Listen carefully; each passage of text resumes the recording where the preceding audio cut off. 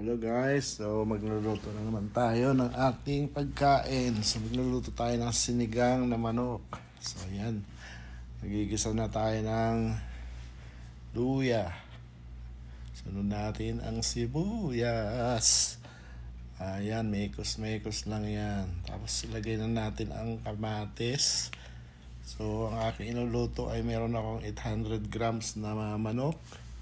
Yan, nahiwa ko na, tinanggal ko na yung balat ng iba kasi mas okay walang balat, no? So para iwas sa cholesterol. Ayan, so ilagay na natin yung manok natin na walang balat. So ayan.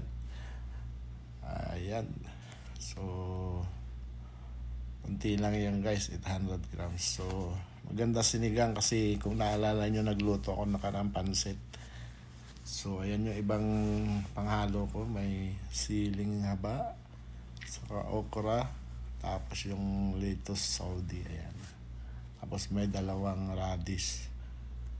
Ayan, so meron din tayong chicken broth cubes. So ayan, ilagay na natin yung ating siling pansigang.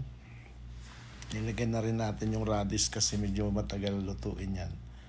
So, ako kasi pag nagluluto talaga gusto ko madaming gulay. Kasi minsan, kunti lang kanin kinakain ko. Dinadaan ko na lang sa gulay. Siyempre, alam nyo na. Pagka medyo nagkakaedad ka, marami ka nang binabawasan. So, ayan. Yan yung aking pang-asim. Mamasitas, baka naman yan. So, ayan na. Malinis na yan, pati yung okra.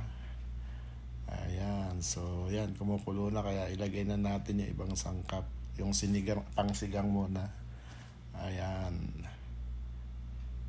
Okay na yan. So yan, ayaw pa rin ng sobrang asin pero okay na yan. So yan yung asin na ginagamit natin. So ayan, nilagay na natin yung okra. Daming gulay guys, so ganyan talaga ako magsigang o basta magluto patungkol na po ay maghahalong gulay. So ayan.